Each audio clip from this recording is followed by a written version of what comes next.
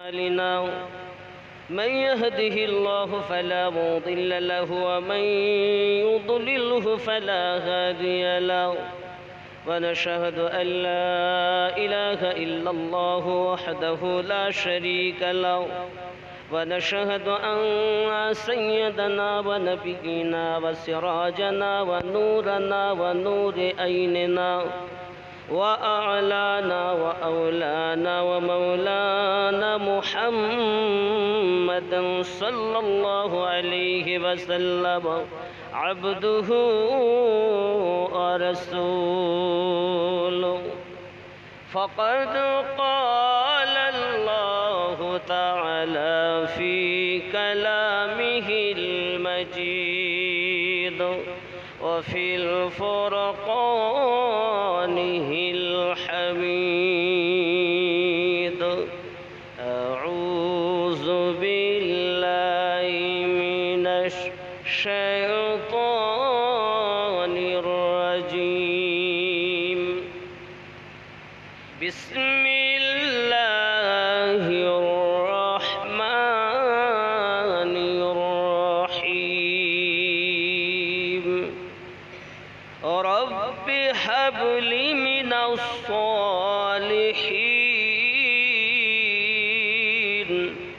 فبشرناه في غلام حليم فلما بلغ معه السعي قال يا بني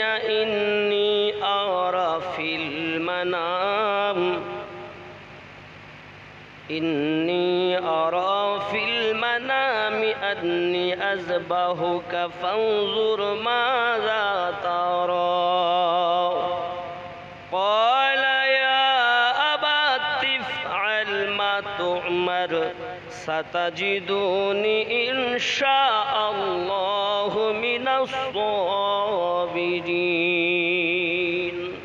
صدق الله العظيم وصدق رسوله النبي الأمين المكين الكريم ونحن على ذلك من الشاهدين والشاكرين أن الحمد لله رب العالمين.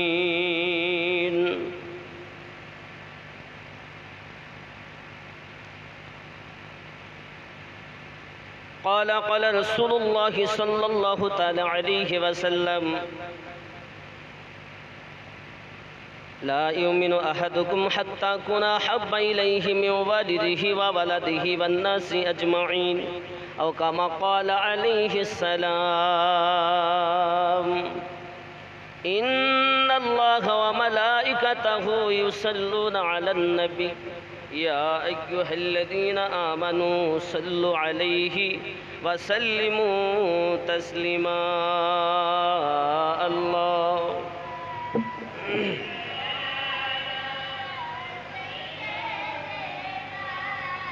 مولانا محمد وعلى آل سيدنا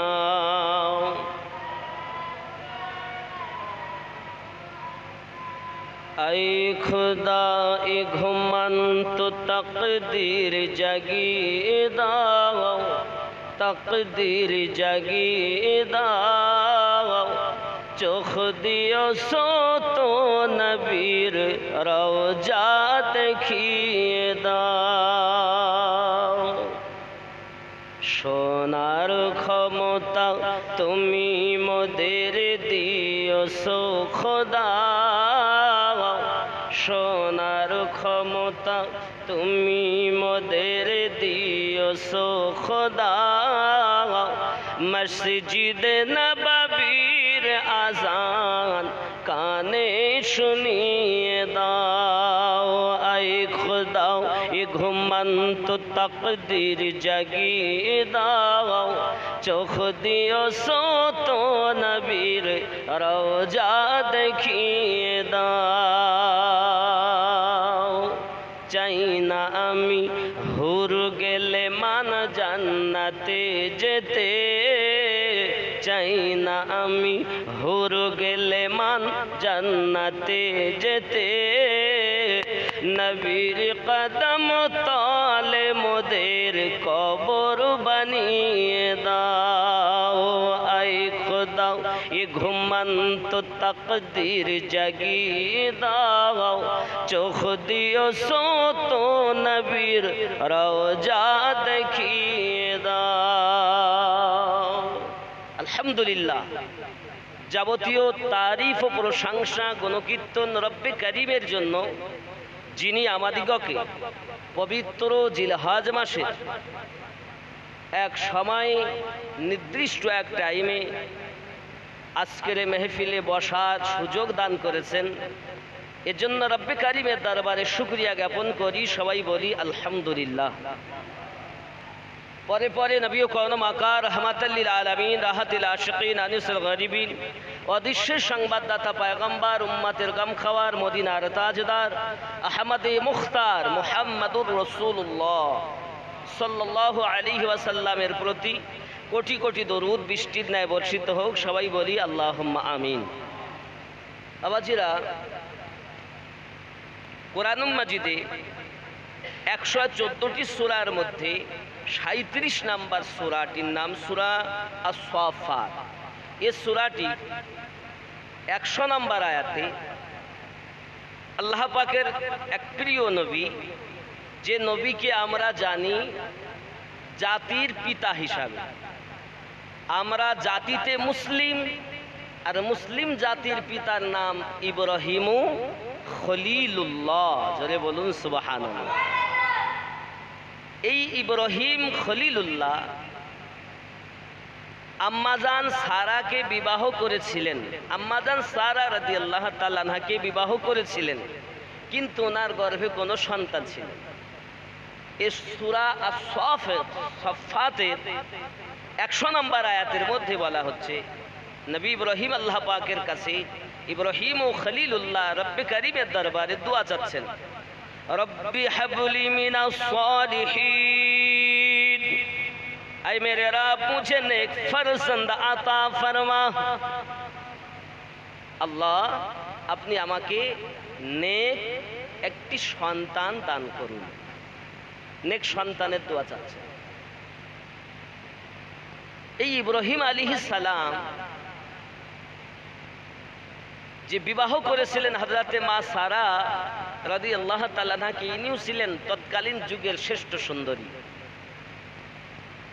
কিন্তু ইব্রাহিম নবী যখন আল্লাহ পাকের কাছে দোয়া চাইলেন, আল্লাহ পাক ওনাকে 80 বছর পর একটি সন্তান দিয়েছিলেন। এই বয়সের ক্ষেত্রে বহু মতনৈক্য আছে, তার মধ্যে বেশি বিশুদ্ধ মত হলো নবী ইব্রাহিম খলিলুল্লাহ 80 বছর বয়সে বাপ হয়েছিলেন, মিল্লাত ইসলামিয়া। কিন্তু যে সন্তানটা জন্ম নিলেন তিনিও একজন নবী, যার নাম হযরত ইসমাঈল আলাইহিস সালাম। এই ইসমাঈল আলাইহিস সালামের আম্মা জান তিনি হলেন হযরতে হাজরা রাদিয়াল্লাহু তাআলা আনহা। আম্মা জান কেমন নেককারিনী মহিলা ছিলেন দেখুন। আম্মা হাজরা ছিলেন বাদশাহ জাদি মহিলা। অনেক মতনৈক্যতে কেউ বা বলেছেন উনি ছিলেন দাসী গোলাম, কোন বর্ণনা এসেছে উনি ছিলেন বাদশার কন্যা।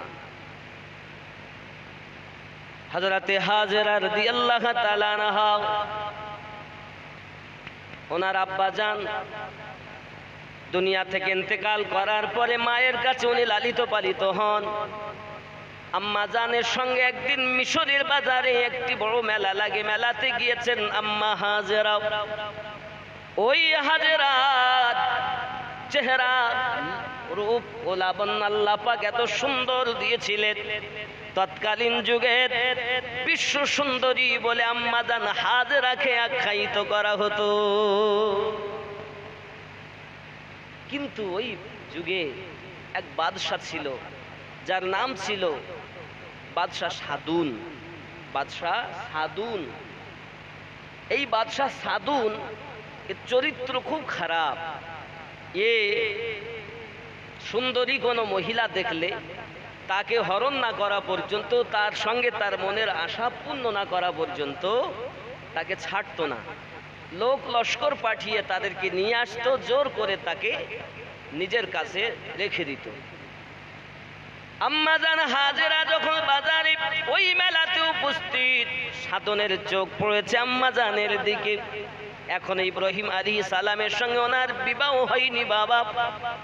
মিশরের বাজারে বাদশাহ সাদুন যখন তাকে দেখেছে, মন্ত্রীকে ডাক দিয়ে বলে, মন্ত্রী রে, আমাদের দেশে এত সুন্দরী একজন মহিলা থাকার পরও এতদিন তুমি আমার কাছে এনে দিলে না, তার কারণ কি?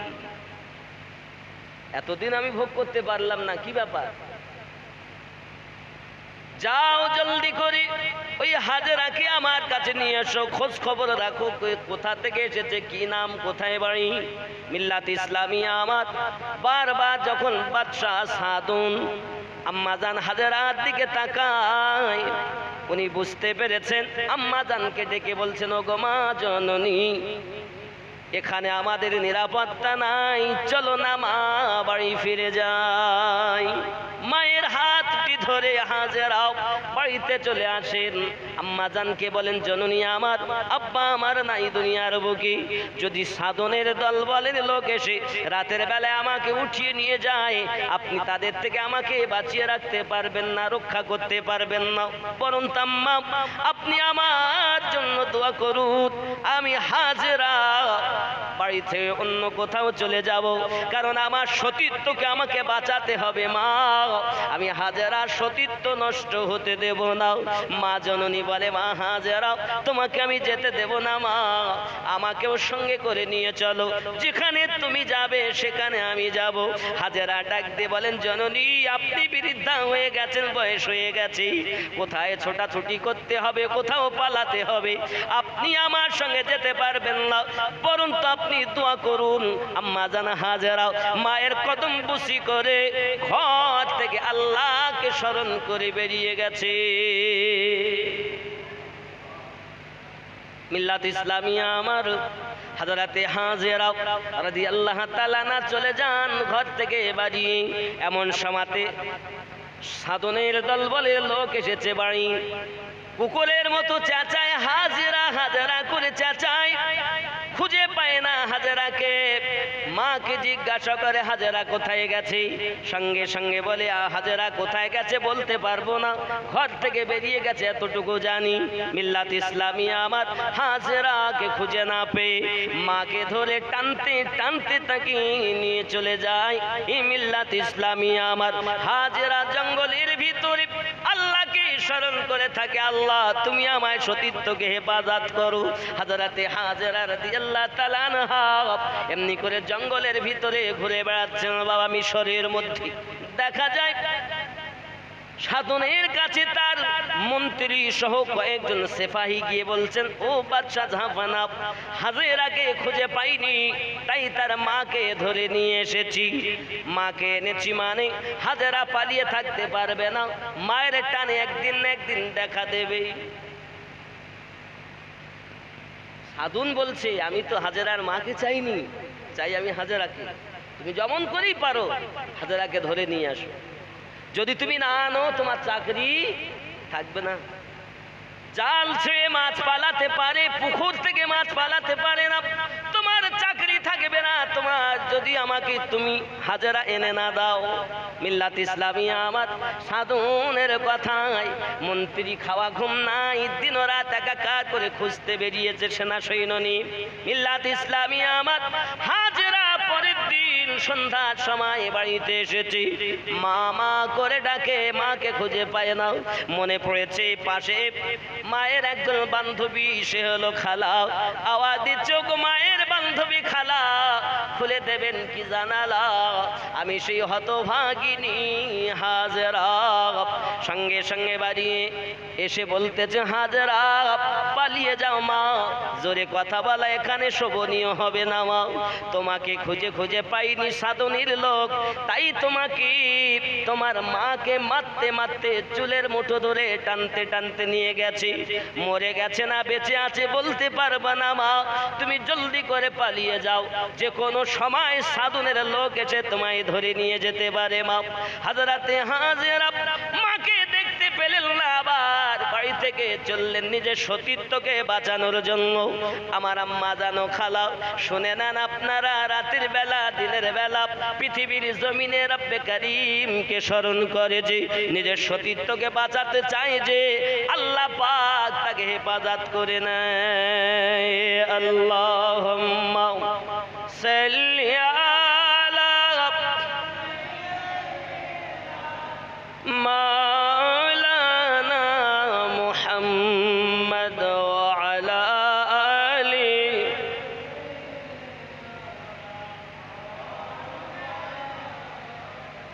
মিল্লাত ইসলামিয়া। হযরত হাজেরা জঙ্গলে পাহাড়ে নিজেকে বাঁচানোর জন্য ঘুরে বেড়াচ্ছেন।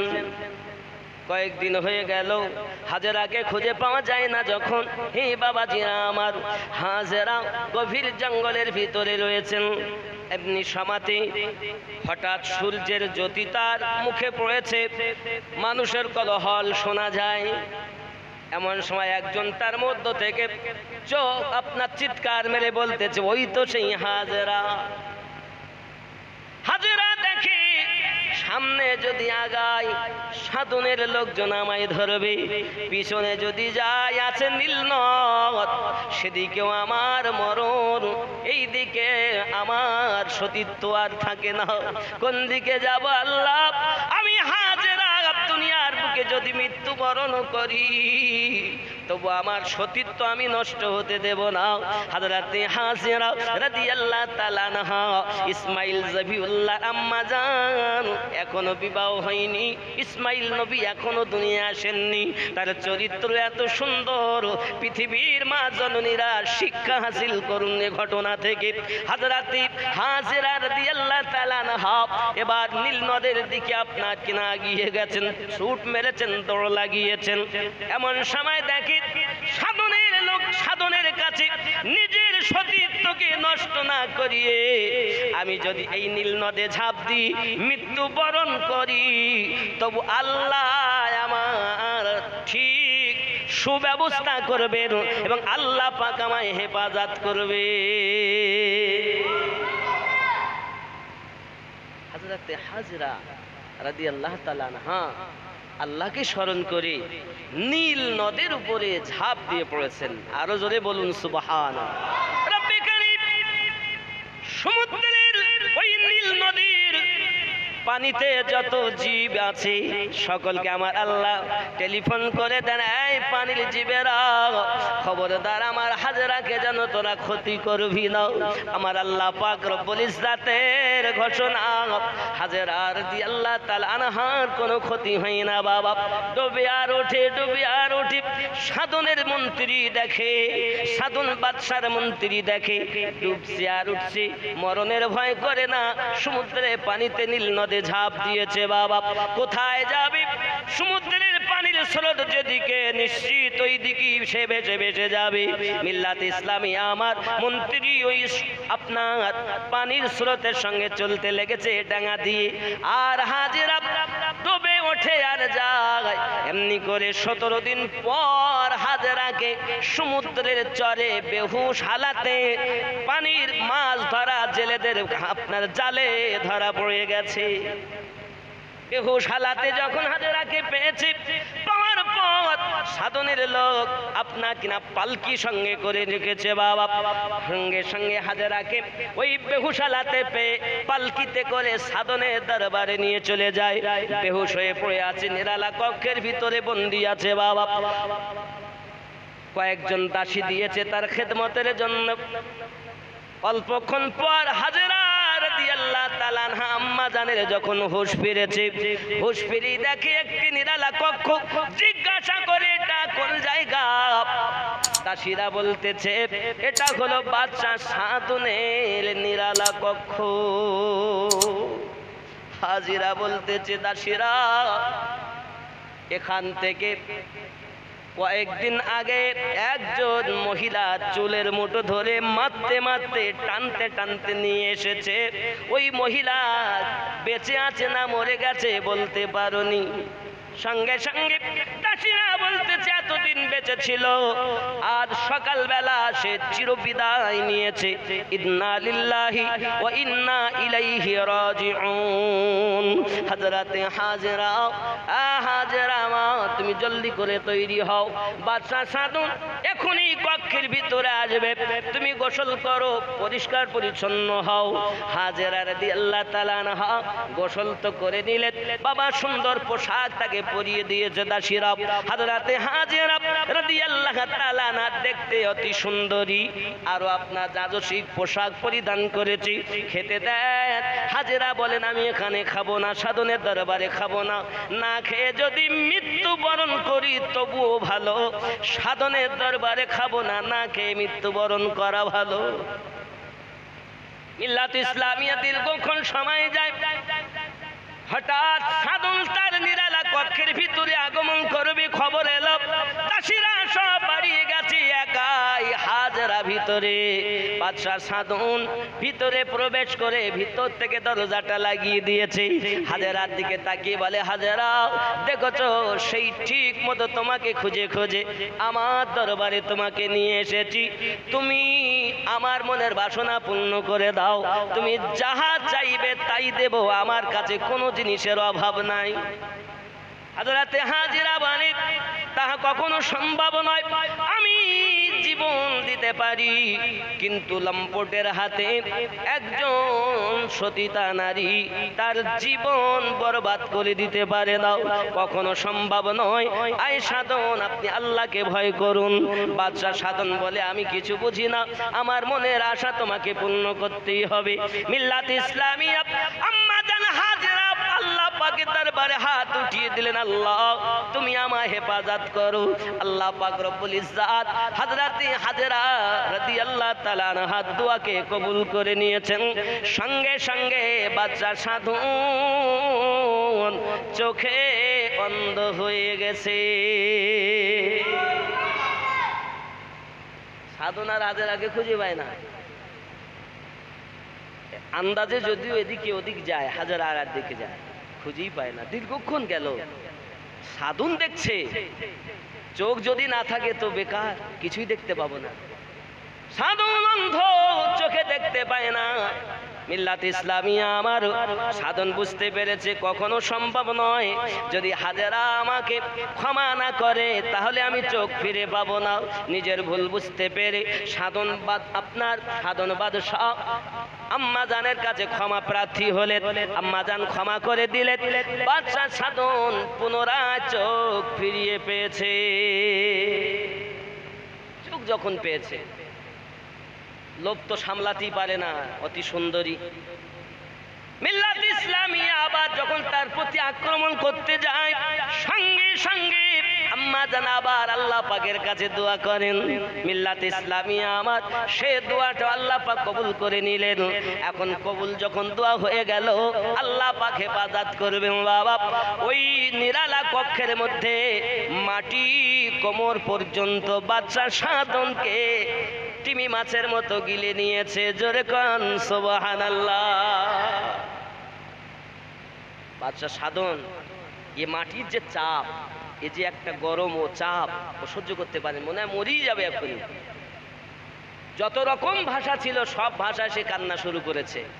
আম্মা জান হাজেরার কাছে ক্ষমা প্রার্থী হয়েছে যে আমি তোমার কোন রকম ভাবে আর আমি অত্যাচার করব না, আমাকে ক্ষমা করে দাও, মাফ করে দাও। আম্মা জানের মনে দয়া মায়া হয়, উনি আবার আল্লাহ পাকের কাছে দোয়া চাইলেন। আল্লাহ পাক ওই আযাব থেকে বাদশা সাধুনকে রেহাই দিয়েছে। বাদশা সাধুন বুঝতে পেরেছে ইনি হলেন নেককারিনী একজন মহিলা, ওনার জন্য জেলখানায় বন্দি করে নিরালা কক্ষে জেলখানার মধ্যে রেখে দিয়েছেন। নেককারিনীকে আল্লাহ পাক রব্বুল ইজ্জাতের তরফ থেকে হেফাজত করছেন, কিয়ামত অবধি করতে থাকবেন। জোরে কোন সুবহানাল্লাহ।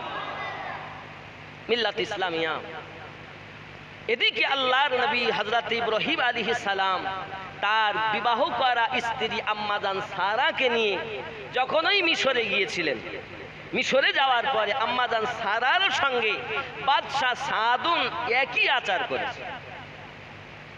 দেখতে সুন্দরী, এনারও একই অবস্থা দেখা গেল।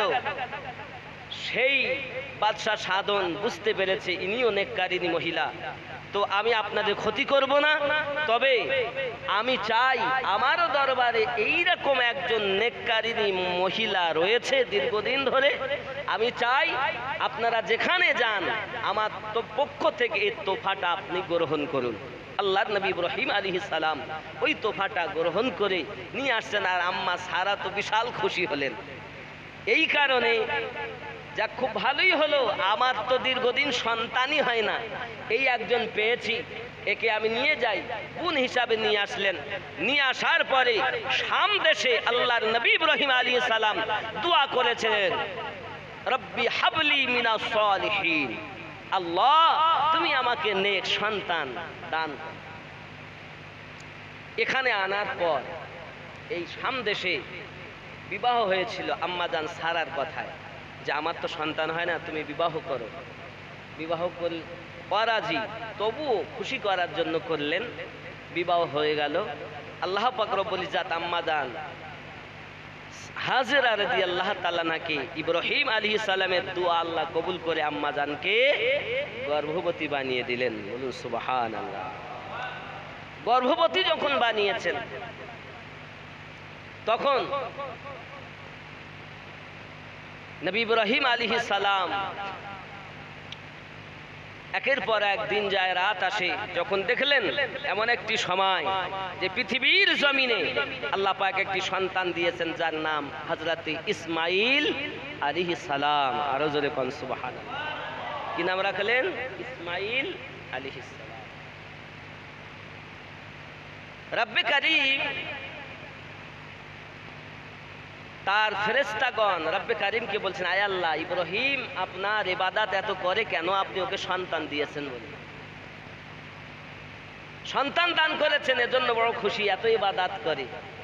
আল্লাহর নবী ইব্রাহিম আলাইহিস সালাম খুব খুশি সন্তান পেয়ে। 80 বছরে যদি বাপ হয় তো আনন্দের সীমা থাকে।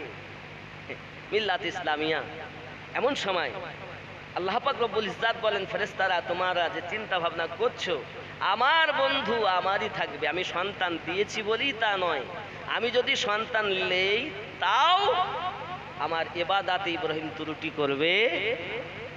যারা আমার তারা আমারই থাকবে, যারা আমার নয় তারা একটু মুসিবত পেলি ওদের দলে চলে যাবে।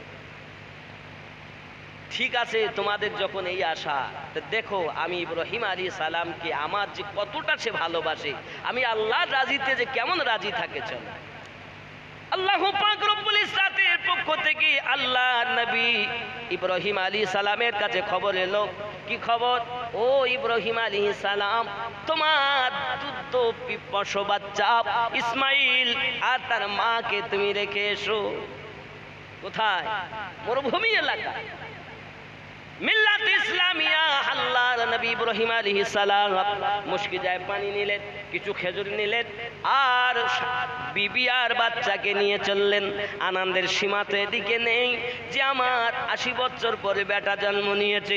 মিল্লাত ইসলামিয়া আমার হযরত ইব্রাহিম আলাইহিস সালাম বেটা ইসমাইলকে নিয়ে চলেছে টুকটুক টুকটুক করে আপনার ঠিক মরুভূমি অঞ্চলে, যেখানে কোনো গাছ নাই, কোনো মানুষের আনাগোনা নাই, কোনো আপনার বাড়ি ঘর নাই, শুধু মরুভূমি এলাকা, বালু আর বালু।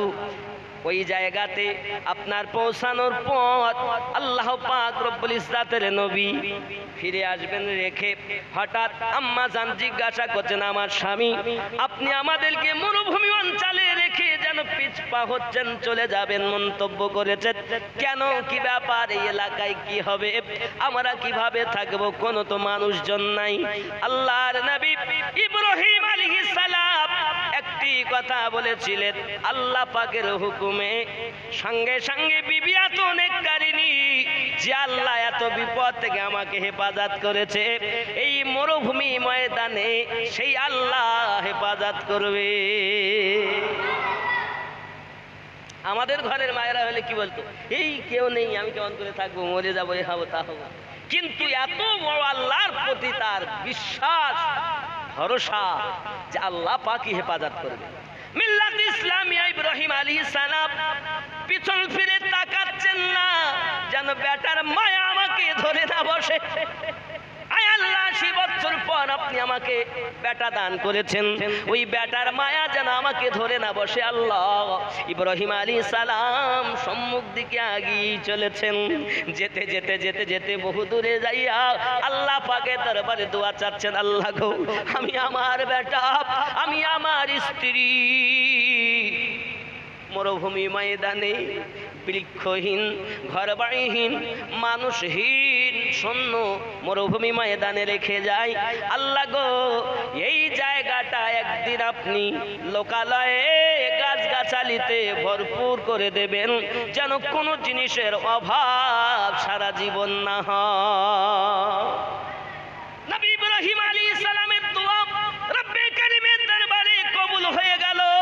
হে বাবাজি, আজ আপনি যান দেখবেন সাফা আর মারওয়ার পাশে হযরতে আম্মা জান হাজেরা রাদিয়াল্লাহু তাআলা আনহা যে জায়গায় বেটা ইসমাঈল আলাইহিস সালামকে নিয়ে আসেন বাবা, ওই জায়গাতে পৃথিবীর কোথাও যদি কিছু না পাওয়া যায়, সমস্ত রকমের ফল ফুল, সমস্ত রকমের খাদ্য সেই জায়গাতে 12 মাস পাওয়া যায়।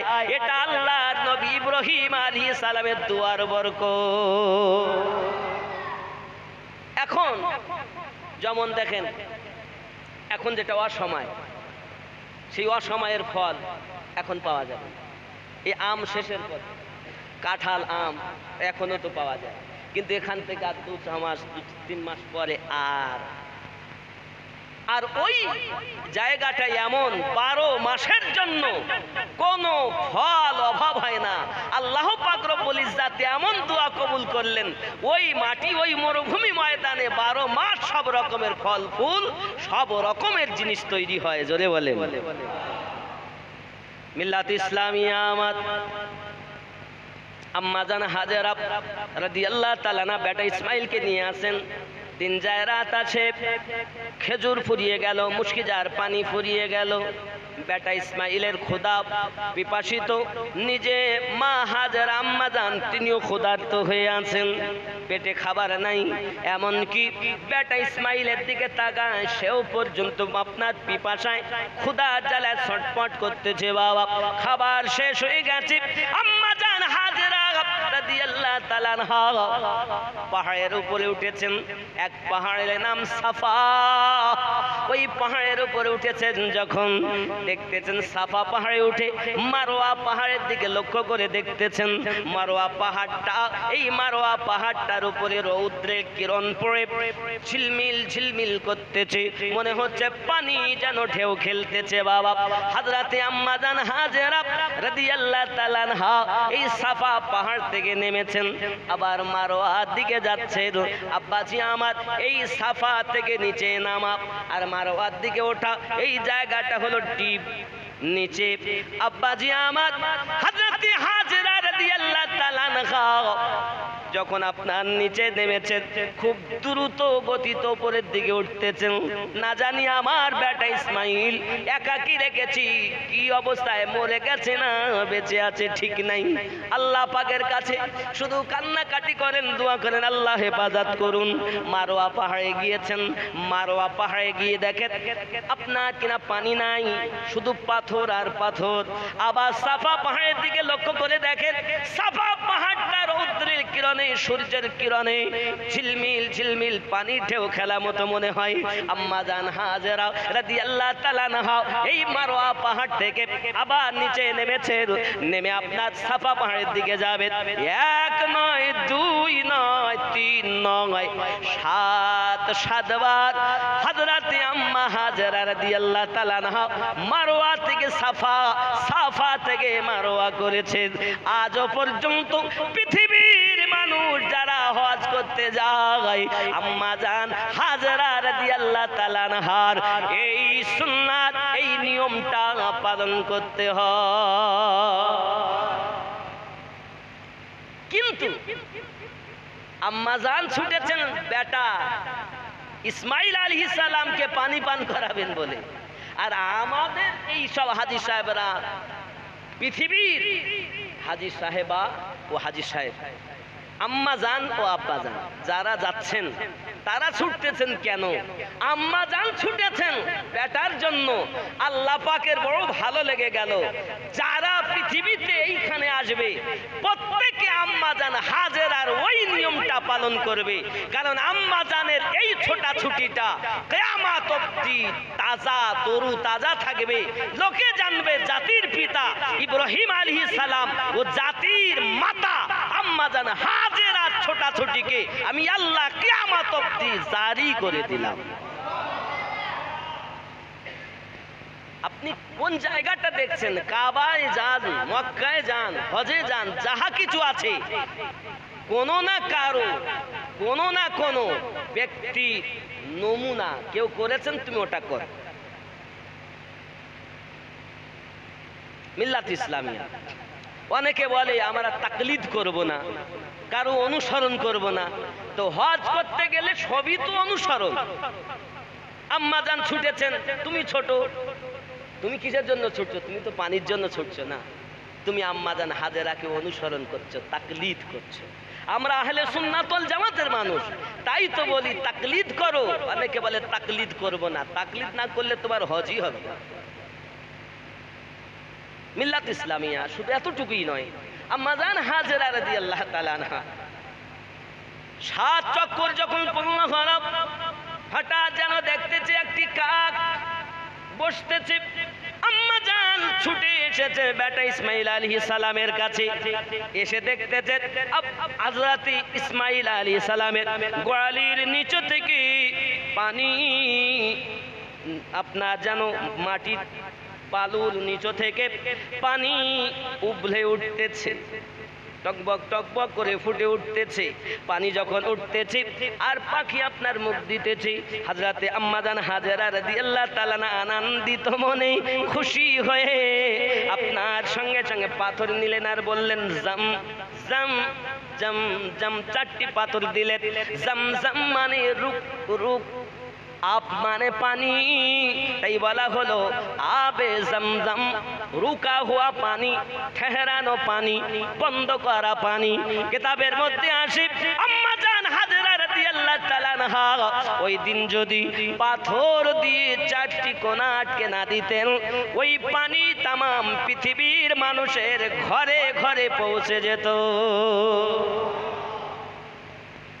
হযরত ইসমাঈল আলাইহিস সালামের গোয়ালির নিচে দিয়ে রব্বে কারীম পানি বার করে দিলেন, যার নাম হলো আবে জমজম। দিন যায় রাত আসে। এখন স্বামী এই যে দীর্ঘদিন বেটা আর স্ত্রীকে রেখে আসলেন বলে স্বামীর প্রতি ভক্তি কম তা নয়। হযরত ইব্রাহিম আলাইহিস সালাম আসছেন। আহারে, হঠাৎ এইখানে এই মরুভূমি জায়গাতে যারা ব্যবসায়িক তারা ওখানে আসতেন। প্রথম তারা পানি দেখে রুকে যায়। তারা এই দেশ থেকে বিদেশ, বিদেশ থেকে আর এক দেশ এরকম সফর করেন। যেখানে পানি পান সেখানে তারা রুকে যান। আম্মা জান হাজেরাকে পেয়ে তারা জিজ্ঞাসা করছেন যে মা, আমরা তো কাফেলা, তা আমরা চাই যে এইখানে আমরা বসত বাড়ি করতে থাকতে, আপনি কি ইজাজত দিবেন? আম্মা জান হাজেরা বললেন কোনো অসুবিধা নেই, আপনারা থাকতে পারেন। এই শুরু হয়ে গেল বসত বস্তি হতে হতে হতে হতে আজ এত সুন্দর মরুভূমি জায়গা। আপনি না গেলে বুঝতে পারবেন না যে আল্লাহ পাকের নবী ইব্রাহিম আলাইহিস সালামের দোয়া আল্লাহ কেমন কবুল করেছেন। বাপজি আমার, এখন ইব্রাহিম আলাইহিস সালাম যাচ্ছেন, আম্মা জান দেখতে পেয়েছেন স্বামী আসছেন। ঘর থেকে বেরিয়ে একটি পাত্রে পানি নিয়ে দাঁড়িয়ে আছেন। স্বামীর খেদমত করা স্ত্রীর কর্তব্য। আম্মা জান হাজেরা রাদিয়াল্লাহু তাআলা আনহা হযরত ইব্রাহিম আলাইহিস সালাম যখন এলেন, আসার পর একটি পাথরে পা রেখেছিলেন। সেই পাথরে পা রেখে আম্মা জান নিজের পানি ঢেলে তার স্বামীর পা দুটিকে ধুইয়ে দিলেন আর নিজের মাথার কেশ দিয়ে চুল দিয়ে স্বামীকে মুছিয়ে দিয়ে বরণ করে ঘরের ভিতরে নিয়েছেন। সুবহানাল্লাহ, এত সুন্দর মায়া মোহাব্বত। দিন যায় রাত আসে বাবা, বহু ঘটনা। আসুন হযরত ইসমাঈল আলাইহিস সালামকে নিয়ে আম্মা জান হাজেরাকে নিয়ে উনি আসেন। ফিরে আসার পরে ইব্রাহিম আলাইহিস সালাম স্বপ্ন দেখছেন, স্বপ্ন এক এক করে 3 দিন, বহু কথা। উটো কুরবানি করা হয়। আল্লাহ পাক রব্বুল ইজ্জাত বলেন, তোমার জানের প্রিয় জিনিস আমি আল্লাহ রাহে কুরবানি করব। জানের প্রিয় কি? মিল্লাত ইসলামিয়া আমার উট কুরবানি হলো। আবার স্বপ্ন দেখছেন। আর নবীগণের স্বপ্ন নবুয়াতের 40 ভাগের 1 ভাগ। সুবহানাল্লাহ।